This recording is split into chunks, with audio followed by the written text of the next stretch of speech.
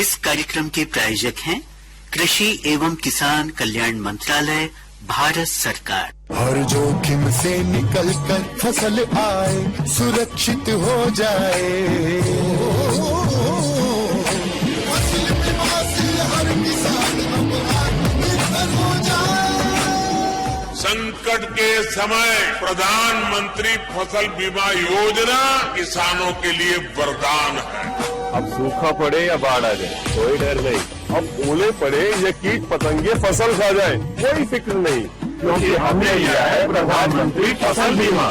बुआई से फसल कटाई तक हर जोखिम का दावा, न्यूनतम प्रीमियम पर अधिकतम भुगतान का वादा। योजना से हर साल जुड़ रहे हैं 5 करोड़ से ज्यादा किसान। अब आपकी है बारी। नजदीकी कृषि कार्यालय, सहकारी समिति, बैंक शाखा, अधिकृत बीमा कंपनी या जन सेवा केंद्र में स्वेच्छा से करा सकते हैं पंजीकरण। फसल बीमा पोर्टल या फसल बीमा ऐप द्वारा भी कराया जा सकता है पंजीकरण। प्रधानमंत्री फसल बीमा योजना, आपकी फसलों का संपूर्ण सुरक्षा कवच। कृषि एवं किसान कल्याण मंत्रालय, भारत सरकार। अब 70 वर्ष से अधिक उम्र के देश के हर बुजुर्ग को अस्पताल में मुफ्त इलाज मिलेगा। हम बुजुर्ग पहले जब बीमार पड़ते थे तो सबसे बड़ी तकलीफ होती थी अपनों पर बोझ बन जाने की। खर्चों की फिक्र से अपनी बीमारी भी छुपा लेते थे, लगता था ऐसे ही चलेगा। पर प्रधानमंत्री मोदी जी ने की हमारी चिंता और हमें भी दी आयुष्मान की गारंटी। आयुष्मान वय वंदना कार्ड से आज 70 साल और उससे अधिक आयु के हम जैसे सभी वरिष्ठ नागरिक हैं 5 लाख तक के मुफ्त इलाज के हकदार। आज ही आयुष्मान ऐप डाउनलोड करें, हर बैठे आयुष्मान वय वंदना कार्ड बनवाएं। अधिक जानकारी के लिए 14555 पर कॉल करें। प्रधानमंत्री फसल बीमा योजना प्राकृतिक आपदा की स्थिति में बीमा द्वारा किसानों को आर्थिक सुरक्षा देने की ओर एक कदम। बढ़ता है विश्वास जब मिलती है सहूलियत। मेरी पॉलिसी मेरे हाथ। हमने फसल बीमा योजना को अधिक प्रभावी बनाया, उसके दायरे में ज्यादा किसानों को लाए। मेरा नाम विशेलाल है, मैं ग्राम लोरमी का रहने वाला हूँ। अब मेरा 20 एकड़ जमीन है और गेहूं धान का खेती करता हूँ। डीबीटी के माध्यम से 1,44,767 हमको मिला है। अभी तो राशि का उपयोग नहीं किए हैं, लेकिन हम उपयोग करेंगे। मैं ये विशेष देंगे भी अपना बीमा का राशि जमा करते जाओ, जैसा मुझे को लाभ हुआ है वैसा आपको भी होगा। मेरी पॉलिसी मेरे हाथ अभियान के तहत बीमा कंपनियां पहुंचा रही हैं आपकी फसल बीमा पॉलिसी आपके द्वार। अपनी फसल बीमा पॉलिसी की जानकारी लेने के लिए गाँव में आयोजित शिविर या फसल बीमा पाठशाला में जरूर आए। फसल बीमा से संबंधित जानकारी के लिए हेल्पलाइन नंबर 14447 पर कॉल करें। फसल बीमा कराओ, सुरक्षा कवच पाओ। किसान भाइयों, अंतराल के बाद एक बार फिर आप सभी का स्वागत है कार्यक्रम किसानवाड़ी में। और किसान भाइयों, आकाशवाणी केंद्र बैतूल में कल दिनांक 15 अक्टूबर 2025 को किसानवाड़ी कार्यक्रम हेतु कार्यक्रम सलाहकार समिति की बैठक का आयोजन किया गया, जिसमें जिले के कृषि वैज्ञानिक, कृषि अधिकारी और उन्नतशील कृषक शामिल हुए। हमने इस बातचीत को आप तक पहुंचाने हेतु रिकॉर्ड भी किया है। आइए सुनते हैं डॉक्टर एस के तिवारी, वरिष्ठ वैज्ञानिक और प्रभारी कृषि विज्ञान केंद्र बैतूल बाजार से की गई ये बातचीत। सबसे पहले मैं जानना चाहूंगा और आमंत्रित करूंगा डॉक्टर एस के तिवारी साहब को, जो कि वरिष्ठ वैज्ञानिक हैं और प्रमुख हैं कृषि विज्ञान केंद्र बैतूल में। और हम इनसे जानेंगे कि जो आगामी कृषि कार्य हैं हमारे किसान भाइयों के लिए माह अक्टूबर, नवंबर और दिसंबर, वो किस तरह के होने चाहिए इस रबी मौसम में। आगामी जो भी हमारा रबी का मौसम आने वाला है, उसके लिए सबसे पहले तो आवश्यक है कि किसान भाई अपने जो खरीफ की भी फसलें हैं, चूंकि इस वर्ष जो बारिश रही है वो थोड़ा सा डिलेड रही है और अभी भी थोड़ा सा मौसम जो है उसी तरीके से, इसलिए आवश्यक है कि जो किसानों की अभी खरीफ की फसलें जिनकी जो फिजियोलॉजिकल मैच्योरिटी पर पहुंच गई हैं, उनको हार्वेस्ट करके और फिर आगामी रबी के लिए अपने खेतों की तैयारी करें। खेतों की तैयारी में सबसे आवश्यक ये है, चूंकि वर्षा इस बार ज्यादा होती रही है, लगातार होती रही है, उसके कारण हमारे खेतों में नमी ज्यादा है, तो आवश्यक है कि जो हम रबी की फसलें प्लानिंग करेंगे उनके लिए हम अपने खेतों की तैयारी करें। खेतों की तैयारी के लिए आवश्यक है कि एक बार हम अपने खेतों की जुताई करके उनको 2, 4, 6 दिन के लिए खुला छोड़ दें, ताकि जो अतिरिक्त नमी है वो हमारे खेतों से निकल जाए, हमारी मिट्टी से, और हमारी जो रबी की आगामी फसलें हैं उनके लिए हमारा खेत अच्छे से तैयार हो सके। चूंकि लगातार बारिश होने से और अभी तक की हमारी खेतों में फसलें रहने से खेतों में हमारी मिट्टी जो फसल जहां हमको अभी रबी की लगानी है उसमें फफूंद का भी एक बैंक डेवलप हो गया है। तो आवश्यक है कि हम अपनी आगामी फसल की जो बोनी करेंगे उसके लिए हम अपनी मिट्टी को भी उपचारित कर लें। उसके लिए आवश्यक है कि ट्राइकोडर्मा विरिडी और ट्राइकोडर्मा हार्जेनियम, ये 2 किस्में हैं फफूंद की जो कि हमारी जो नुकसान देने वाली फफूंद है उनको मारने के लिए सक्षम है। इनका मिक्स कल्चर हमारा जवाहरलाल नेहरू कृषि विश्वविद्यालय इसका मिक्स कल्चर बहुत लार्ज स्केल पर प्रोड्यूस कर रहा है, उत्पादित कर रहा है, और वो लगभग हर जिले में किसानों के लिए उपलब्ध भी है, कृषि विज्ञान केंद्रों में भी उपलब्ध है। तो जो भी किसान अगर चाहें तो इसको हमारे यहाँ से केंद्र से भी प्राप्त कर सकते हैं। और इससे मिट्टी उपचारित करने के लिए अच्छी तरीके से जो पकी हुई गोबर की खाद है उसको ले लें, लगभग 50 किलो से 1 कुंटल तक के, और उसमें 2 से 3 लीटर ट्राइकोडर्मा मिला करके छायादार जगह में छोड़ दें। और छोड़ने के बाद फिर उसको जो है वो लगभग 4 दिन के लिए 5 दिन के लिए छोड़ दें, ताकि उसमें जो फंगस की जो संख्या है वो और बढ़ जाए। फिर उसको जब बोनी करते हैं उस समय खेत में पहले इसको छींट दें, उसके बाद कल्टीवेटर कर दें या सीड ड्रिल से मिट्टी में दबा दें, ताकि जो नुकसान देने वाली फफूंद हमारी जमीन में विकसित हो गई है उससे फसल को बचाया जा सके, ये आवश्यक है। और दूसरा आवश्यक ये है कि जो दलहनी फसलें हमारे जिले में लगाई जा रही, ज्यादातर उसमें चना प्रमुख फसल है। दलहनी फसलों में एक राइजोबियम कल्चर होता है, जो कि राइजोबियम बैक्टीरिया होता है, जिसमें दलहनी फसलें जो होती हैं उनकी जड़ों में गांठें होती हैं, उन गांठों में राइजोबियम बैक्टीरिया रहता है और वो वातावरण की जो हमारी फ्री नाइट्रोजन है उसको एसिमिलेट करके और पौधे को उपलब्ध कराता है। तो इसके लिए आवश्यक है कि इससे जो है इस राइजोबियम कल्चर से भी बीज को उपचारित करें और उपचारित करके ही बोनी करें। जितनी दलहनी फसलें हैं हमारी, इसमें मटर है, मसूर है, चना है, जो अभी आगामी रबी के सीजन में हमारे यहाँ जिले में लगाई जाएंगी। तो इससे भी उपचारित करके अगर हमारे किसान भाई इसकी बोनी करते हैं आगामी फसलों की, तो जो एक तो हमारी नाइट्रोजन की जो रिक्वायरमेंट होती है पौधे की वो कम होती है, और साथ साथ जो है उत्पादन भी बढ़ता है। तो इससे बीज को उपचारित करें। 1 किलो बीज से जो है वो 5 ml राइजोबियम कल्चर से उपचारित करके ही बोनी करें। ये जो दलहनी फसलें हैं इसके साथ क्या कुछ और भी हम फसल चक्र के रूप में ले सकते हैं, जो नाइट्रोजन साइकिल है उसको नियंत्रित या उसका लाभ लेने के लिए? हाँ बिल्कुल, देखिए फसल चक्र तो बहुत आवश्यक है, जो कि लगभग चूंकि कई वर्षों से लगातार एक ही प्रकार की फसलें लेने से हमारे खेतों में नुकसान देने वाली फफूंद, नुकसान देने वाले कीड़े, बीमारी, ये भी सब पनपते जा रहे हैं और हमारा उत्पादन भी प्रभावित हो रहा है। इसलिए फसल चक्र बहुत आवश्यक है। किसान भाइयों को चाहिए कि फसल परिवर्तित करते रहें। लगातार एक ही प्रकार की फसल लेने से होस्ट मिलता जाता है और कीड़े, बीमारी और फंगस ये सब हमारी जमीन में, मिट्टी में लगातार पनपते रहते हैं। इसलिए आवश्यक है कि फसल चक्र जरूर अपनाएं। फसल चक्र के बहुत सारे सिद्धांत होते हैं, जैसे कि दलहनी फसल के बाद गैर दलहनी फसल लगाएं, गहरी जड़ जाने वाली फसल के बाद उथली जड़ की फसलें लगाएं, और दाल कुल की जो फसलें रहे उसके बाद गैर दाल वाली फसलें लगाएं, ताकि हमारा जो है वो प्रकृति का संतुलन बना रहे। चूंकि सभी फसलों की अपनी एक रिक्वायरमेंट अलग अलग होती है, इसलिए फसल चक्र अपनाना बहुत आवश्यक है। जी, हाल ही में जो प्रधानमंत्री जी ने पीएम धन धान योजना और राष्ट्रीय दलहन मिशन लॉन्च किया, तो उसके बारे में भी हम आपसे जानना चाहेंगे कि ये जो दलहन मिशन है ये क्या है और इससे आने वाले समय में हम क्या लाभ ले सकते हैं? देखिए, दलहनी फसलें जो हैं, क्योंकि हमारा देश जो है वो ज्यादातर एग्रेनियन है, शाकाहारी, और उसके लिए सबसे ज्यादा जो प्रोटीन का स्रोत है वो दालें ही है जी। और विगत कई वर्षों से दलहनी फसलों की पैदावार या तो रुकी हुई है या कम हो रही है। इसलिए माननीय प्रधानमंत्री जी ने जो अभी 11 अक्टूबर को जो कार्यक्रम किया था दिल्ली से, वो हमने कृषि विज्ञान केंद्र में भी 500 से 600 किसानों को बुला करके उसका लाइव टेलीकास्ट हमने वहाँ दिखाया, और ये लगभग देश के हर जिले में लागू हो रहा है। और खास करके जो मध्य प्रदेश भी अपना चूंकि दलहनी फसलों में अग्रणी रहा है पहले, लेकिन अब उत्पादकता में पीछे हो रहा है। अच्छा। तो इसके लिए आवश्यक ये हुआ कि कुछ ऐसी योजनाएं बनाई जाएं ताकि उसको दलहनी फसलों का उत्पादन बढ़ाया जा सके।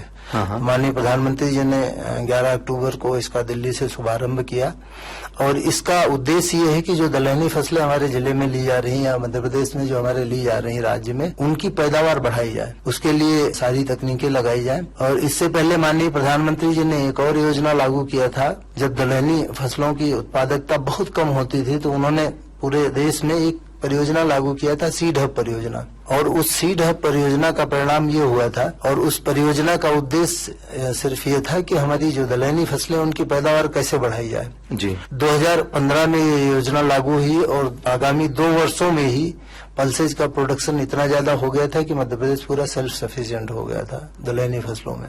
अच्छा। और वो मध्य प्रदेश के कुछ सिलेक्टेड जिलों में चालू किया गया था और उस परियोजना का मुख्य उद्देश्य ये था कि अगर किसान को हम क्वालिटी का सीड दे दें, क्योंकि सीड जो बीज है वो हमारा सबसे महत्वपूर्ण इनपुट है एग्रीकल्चर के लिए, अगर हम किसान को क्वालिटी सीड उपलब्ध करा दें तो किसान पैदावार अपने आप ही बढ़ा लेगा। और इस योजना के तहत मध्य प्रदेश में 5-6 सेंटर्स, यहाँ हमारे जवाहरलाल नेहरू कृषि विश्वविद्यालय में 6 सेंटर्स बनाए गए और उस 6 सेंटर में एक बैतूल भी एक सेंटर है जी। आज भी वो परियोजना चल रही है। आज भी हम उसमें क्वालिटी सीड प्रोडक्शन करते हैं और उसको किसानों को फिर दोबारा से वापस देते हैं। किसान उसको लेकर के अपना उत्पादन बढ़ा रहे हैं। अच्छा। तो इतना इस योजना का फायदा हुआ कि किसान को अच्छी क्वालिटी का बीज मिलता है तो प्रोडक्शन अपने आप ही कर लेता है। अच्छा, तो डॉक्टर साहब जैसे जवाहरलाल नेहरू कृषि विश्वविद्यालय से आपका केंद्र भी संबद्ध है, क्या किसानों के लिए जो अभी संवर्धित सीड्स हैं, यदि हमें वो पूसा से या जवाहरलाल नेहरू केंद्र से सीधे बैतूल में मिल सके, ऐसी भी कुछ व्यवस्था आपके केंद्र में? बिल्कुल,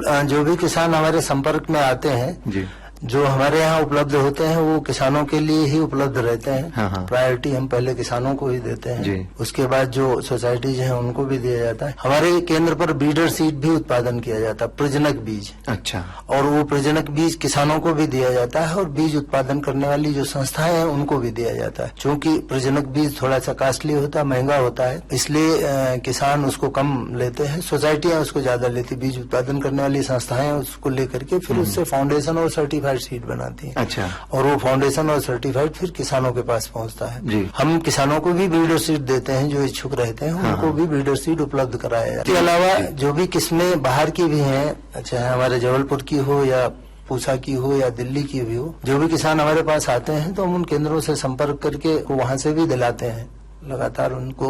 जैसे हमारा गेहूं का अनुसंधान केंद्र यहाँ पर इंदौर में है, वहाँ से भी हर साल नई वेराइटीज निकलती रहती हैं जी।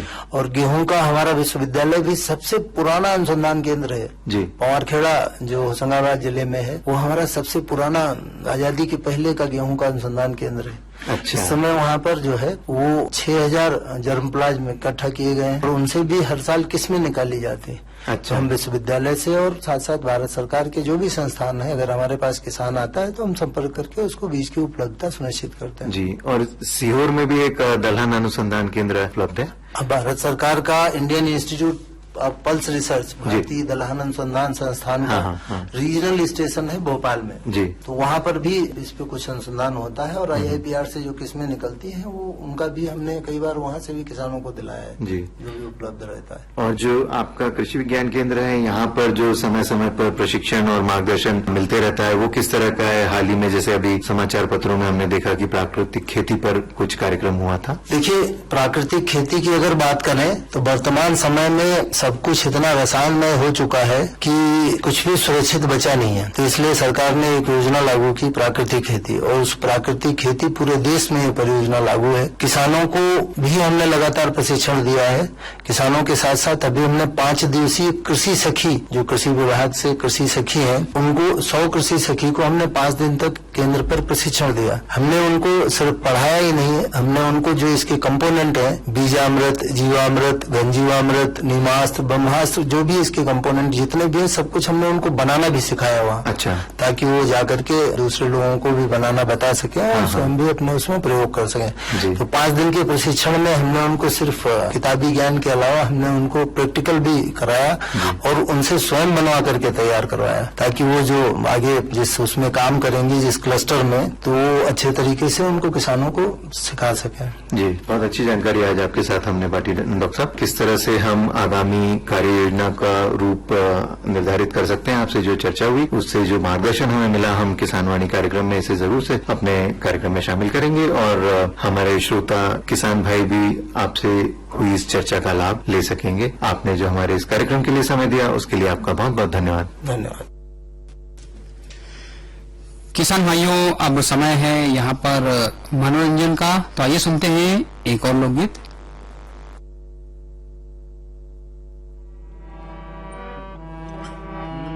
गदर गदर पिरवाई लाता इंगा सांगोला, गदर गदर पिरवाई लाता, गदर गदर पिरवाई लाता इंगा सांगोला, गदर पिरवाई लाता, घुमर पिरवाई लाता इंगा सांगोला, घुमर घुमर पिरवाई लाता, घुमर पिरवाई लाता इंगा सांगोला, घुमर घुमर पिरवाई लाता, घुमर पिरवाई लाता इंगा सांगोला, घुमर घुमर पिरवाई लाता, घुमर पिरवाई लाता इंगा सांगोला, घुमर घुमर पिरवाई लाता, घुमर घुमर पिरवाई लाता, गदर गदर पिरवाई लाता इंगा सांगोला, घुमर घुमर पिरवाई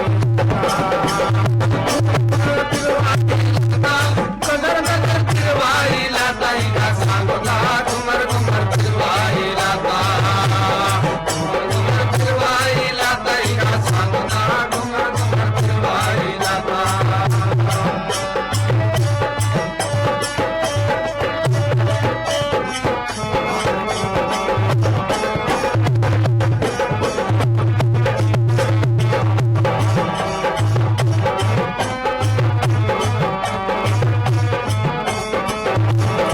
घुमर पिरवाई लाता इंगा सांगोला, घुमर घुमर पिरवाई लाता, घुमर पिरवाई लाता इंगा सांगोला, घुमर घुमर पिरवाई लाता, घुमर घुमर पिरवाई लाता इंगा सांगोला, घुमर घुमर पिरवाई लाता, मटा परो मलियेंदी लाता, मटा परो मलियेंदी लाता इंगा सांगोला, घुमर पिरवाई लाता, मटा परो मलियेंदी लाता, मटा परो मलियेंदी लाता इंगा सांगोला, घुमर घुमर पिरवाई लाता, घुमर घुमर पिरवाई लाता इंगा सांगोला, घुमर घुमर पिरवाई लाता, पिरवाई लाता इंगा सांगोला, घुमर घुमर पिरवाई लाता।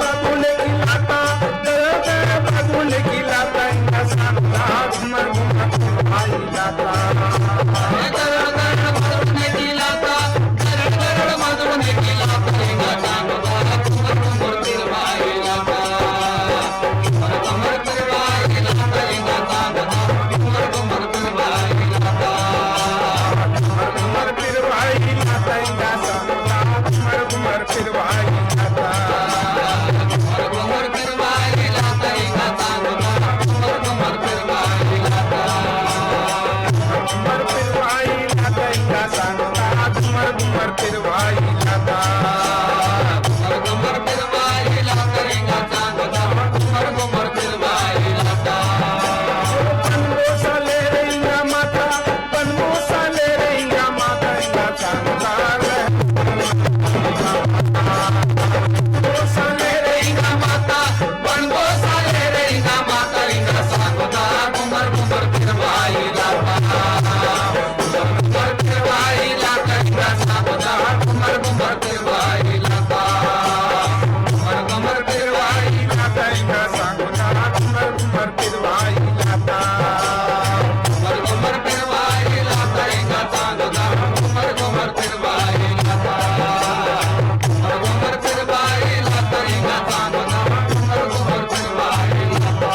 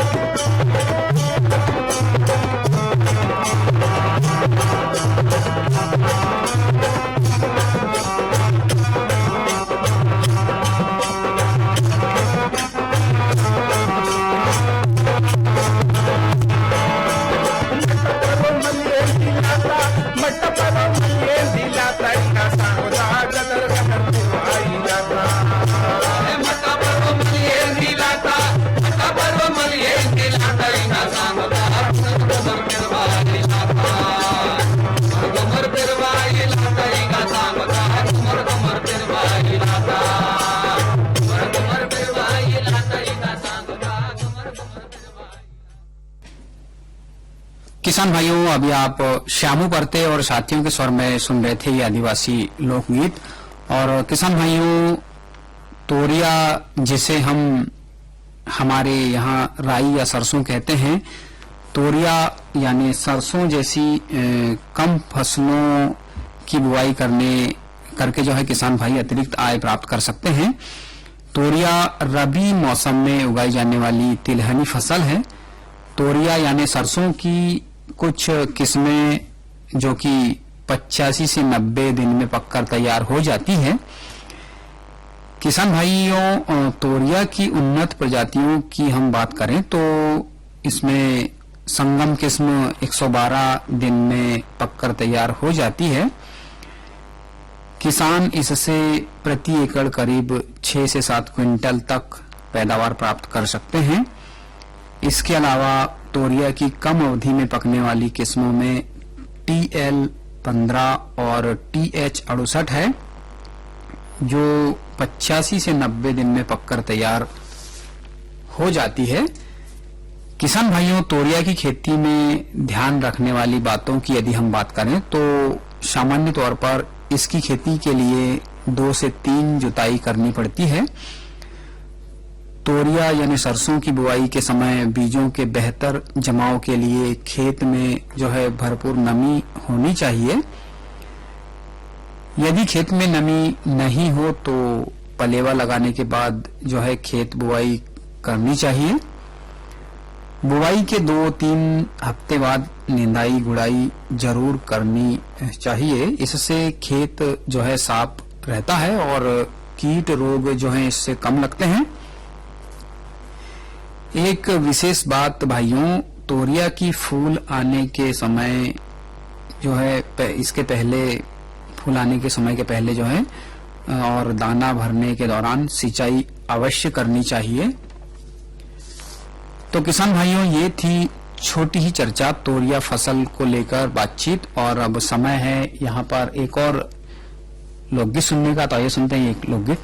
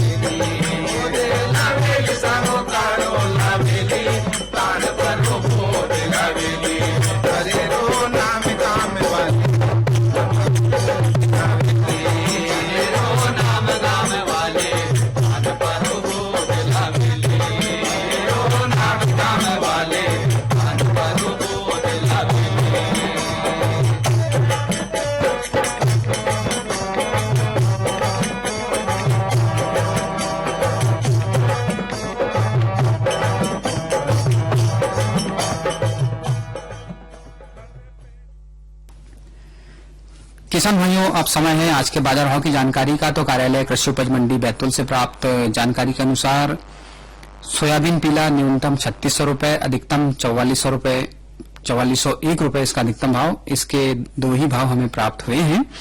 चना इसका न्यूनतम भाव 3800 रुपए, अधिकतम 4676 रुपए और इसका प्रचलित भाव रहा 4600 रुपए प्रति क्विंटल। मक्का इसका न्यूनतम भाव रहा 1150 रुपए, अधिकतम 2070 रुपए और इसका प्रचलित भाव रहा 1910 रुपए प्रति क्विंटल। गेहूं इसका न्यूनतम भाव रहा 2420 रुपए, अधिकतम 2595 रुपए और इसका प्रचलित भाव रहा 2540 रुपए प्रति क्विंटल। सरसों इसका न्यूनतम भाव रहा 5751 रुपए, अधिकतम 5863 रुपए और इसका प्रचलित भाव रहा 5850 रुपए प्रति क्विंटल। मूंग इसके 2 ही भाव हमें प्राप्त हुए और दोनों भाव एक समान रहे, यानी 6800 रुपए प्रति क्विंटल। उड़द इसके भी 2 भाव प्राप्त हुए हमें, जिसमें न्यूनतम भाव इसका 4578 रुपए और इसका अधिकतम भाव भी 4578 रुपए रहा। तो किसान भाइयों, ये थे आज के बाजार भाव की जानकारी और अब समय हो गया है आज के कार्यक्रम से आपसे विदा लेने का। तो दीजिए अनुमति छोटेलाल धुर्वे को। जय राम जी की, जय जवान, जय किसान। अरे अरे अरे क्या कर रहा है? इधर इधर इधर हम बोल रहे हैं तेरे बीजू का उतला बोल रहा है? पक्षियों से तो हम खेत को बचा लेते हैं, पर इन घातक रसायनों से कैसे बचाएं? मतलब? देख बेटा, तू जो ये अंधाधुंध रसायन मिलाता है ना, मिट्टी की सेहत बिगड़ने लगी है, और जब माटी ही कमजोर पड़ जाएगी तो उपज कैसे सेहतमंद होगी? अरे पहले ऐसा नहीं था। पूछना अपने बड़े बुजुर्गों से, कैसे फसल लहलहाती थी, शुद्धता झलकती थी। हाँ, माटी भी तंदुरुस्त और लोग भी। अब पहली वाली बात कहा, पर हम तो सब नहीं डाले। सब नहीं, आज भी लाखों जागरूक किसान परंपरागत विधि से फसल उगा रहे हैं, खर्चा कम और उपज की कीमत भी बेहतर पा रहे हैं। सच है? रे बेटे, एक्सपीरियंस से बता रहा है, धूप पे बाल सफेद नहीं किए हैं। हाँ। ठीक है भाई, मैं भी आज से जैविक खेती शुरू करूंगा। माटी से प्रेम की परंपरा है, परंपरागत खेती। इस कार्यक्रम के प्रायोजक थे कृषि एवं किसान कल्याण मंत्रालय, भारत सरकार।